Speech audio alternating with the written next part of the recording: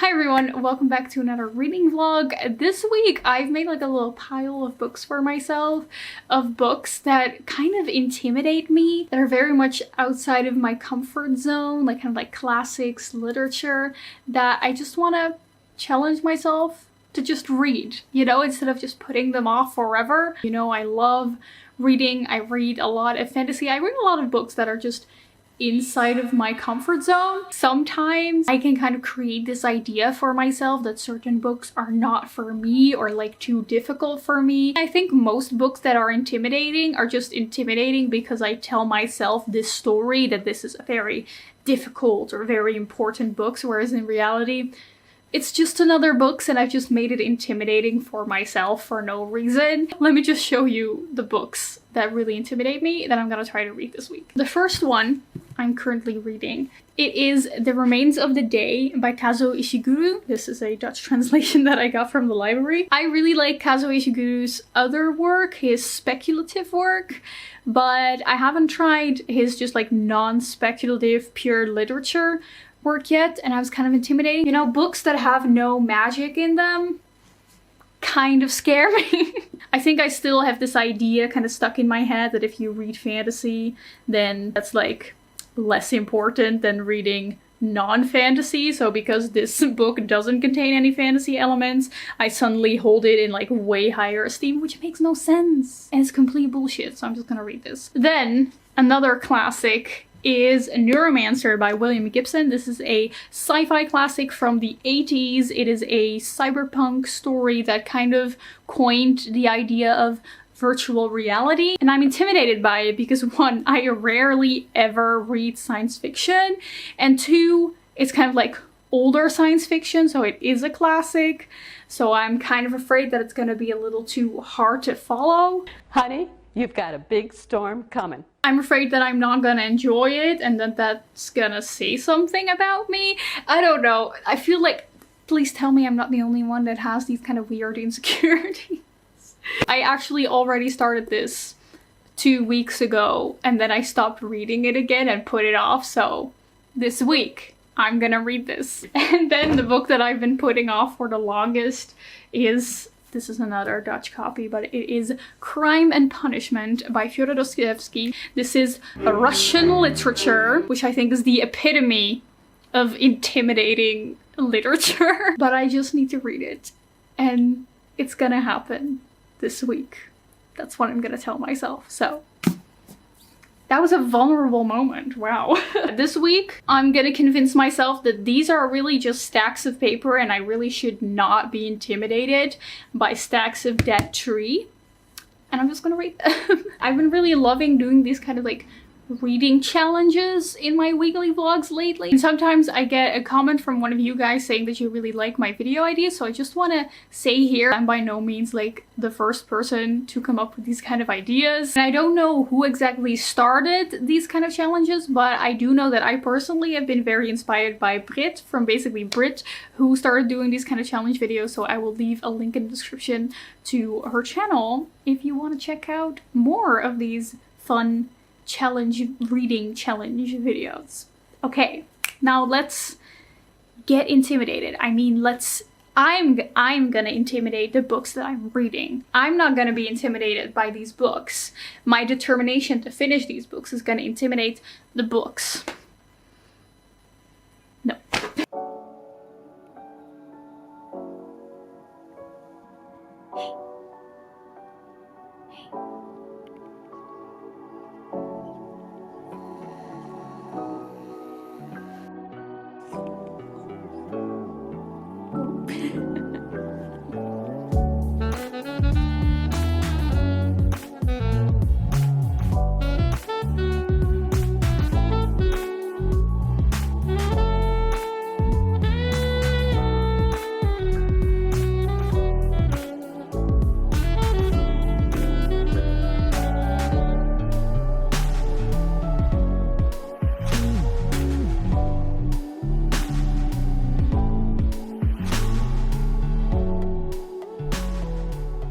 By the way, I'm currently in my parents' house because they are on holiday and I'm taking care of the cat, so that's why the surroundings are completely different from what you're used to.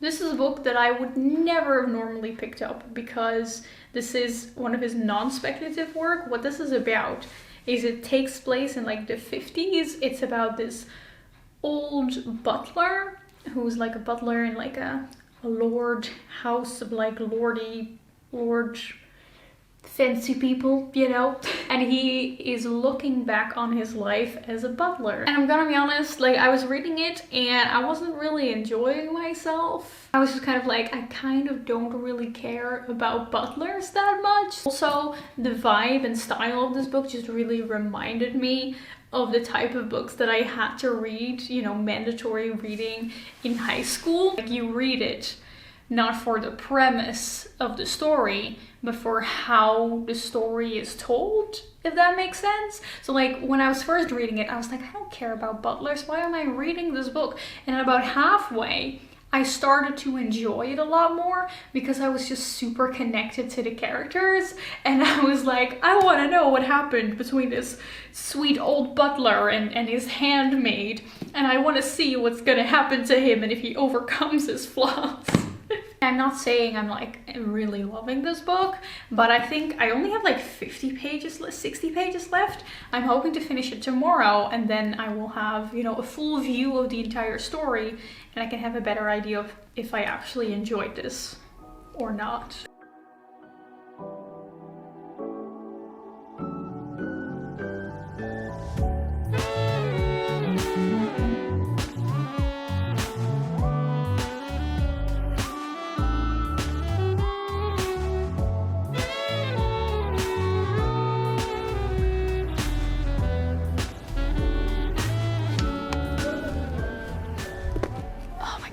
There are like pigeons above me, and I just heard this big splat, and it just pooped, and it missed me like literally by a hair. Anyway, I just finished it, and I enjoyed it a lot more than I did when I started. I guess the ending disappointed me a little bit, but maybe that's just because I'm used to like explosive endings in fantasy books, you know. I guess the ending was very bittersweet, and I think I liked it. Yeah, I'm gonna let it sink in.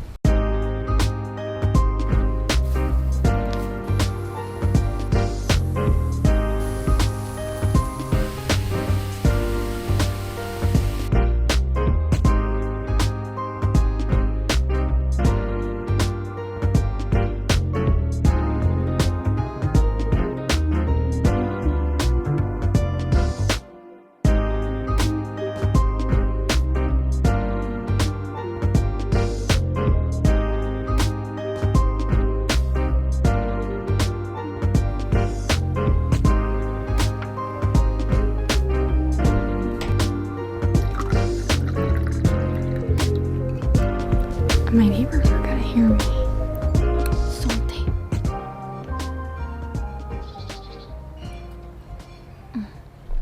Oh, so good. Productivity culture is a sham.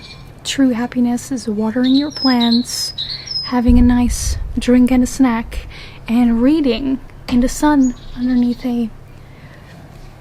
what do you guys call this? A sun umbrella?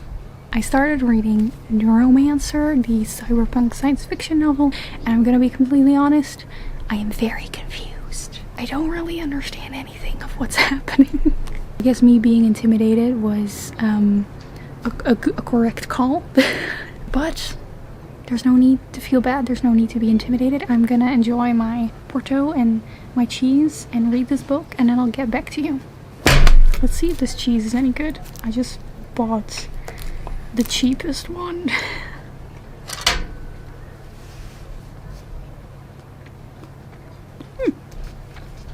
Yes, I'm making dinner. Yes, it's 9 p.m.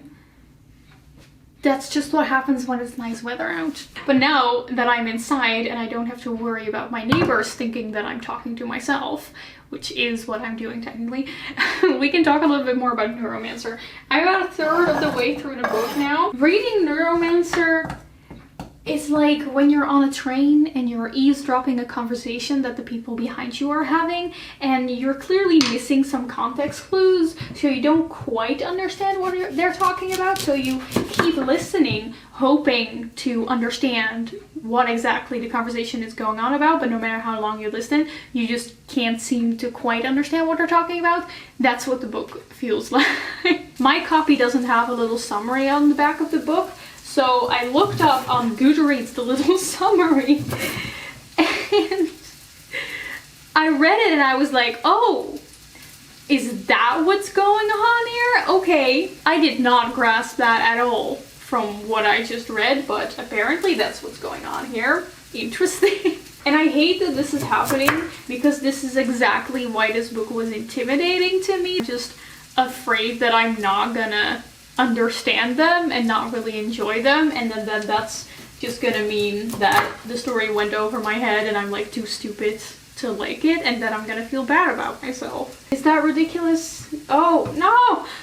I forgot to peel the parsnip. I am stupid. This is why I don't understand Neuromancer, because I'm too stupid to peel my parsnip. So I'm just wondering what you guys have for reasons why certain books are intimidating to you. Like, is it really just, oh, the book is very long and therefore it's intimidating? Or do you also have kind of like reasons like this?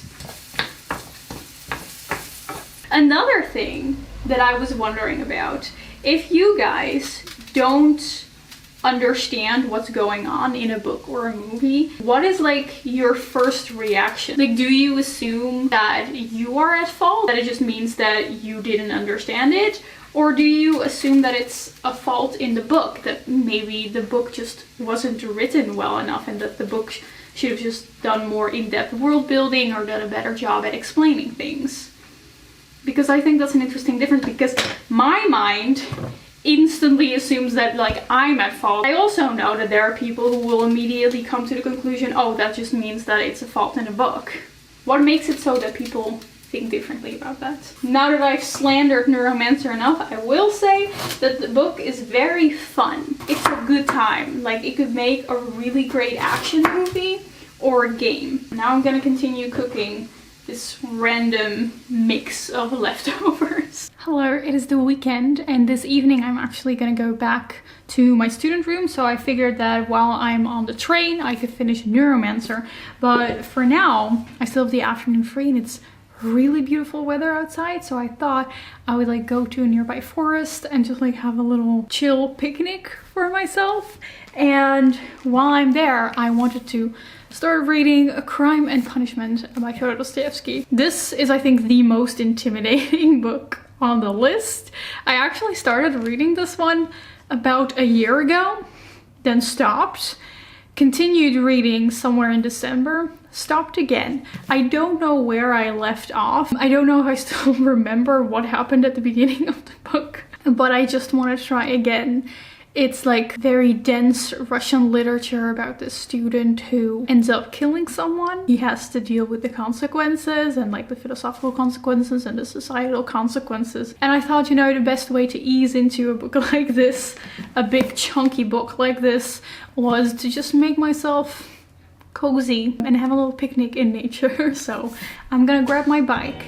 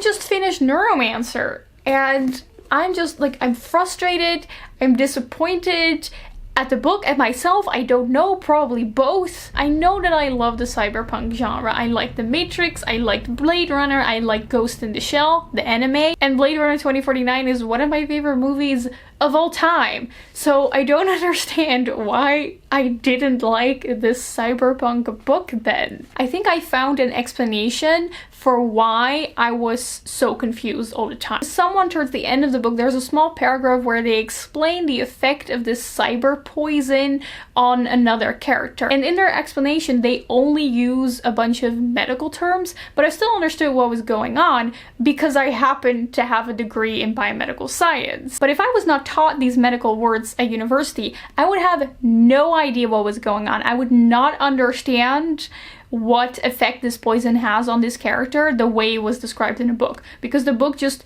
doesn't explain anything. It doesn't explain any of these medical terms at all. Like, why would you write something so like intentionally confusing? I don't get it. And I'm really starting to feel like this book is just using a lot of science and made up sci-fi words just to make the story feel more sciencey, but with no intention of actually making the reader understand how it works. You know what I mean?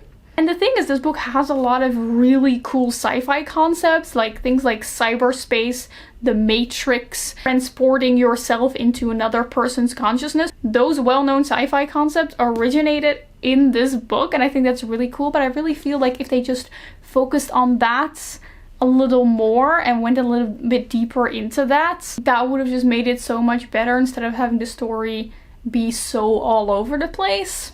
On top of that, this book doesn't really pay a lot of attention to its characters, so they were pretty two-dimensional, and it doesn't really give you the time to really feel at home in this world. You're just immediately launched into the action, and personally that just doesn't work for me, because I've said this before, if I don't care about the characters, it doesn't matter how cool and explosive the plot is, I will just not care about anything that's happening. So I think I just need someone to mansplain this book to me, so I'm sure someone's already done that in the comments by now, so.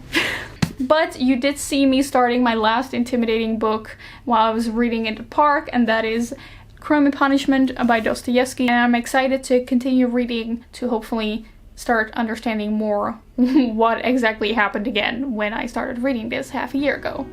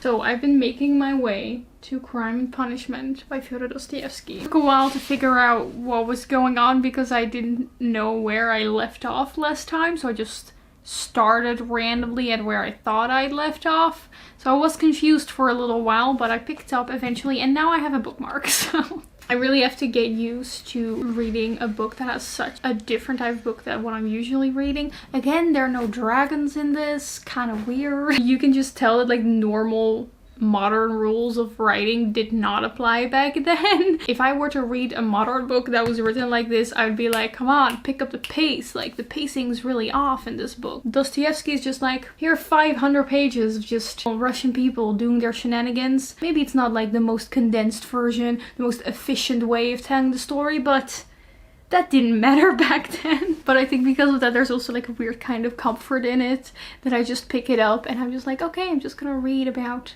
these Russian young people and the things that they talk about, the interesting conversations that they have, and it's going to meander a little bit. It's gonna go super, super slow, but once you accept the slow pace, in a way it's kind of comforting.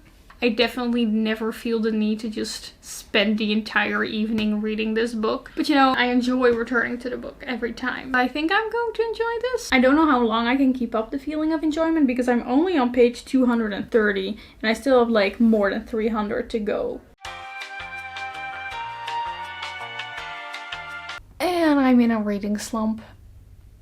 Turns out that reading 3 books in a row that are not the usual stuff you like is kind of a recipe for getting into a reading slump and not really feeling like reading anymore. The thing with this book is I enjoy it the way I enjoy a good cake. You know, it's good in small quantities, but if you get the whole thing at once, you get a little nauseous. If I want to actually get through it and read the full 550 pages, I need to give myself a little bit of leeway and not put too much pressure on myself. I'm like, oh, I have to finish this now for this video or for this month, etc.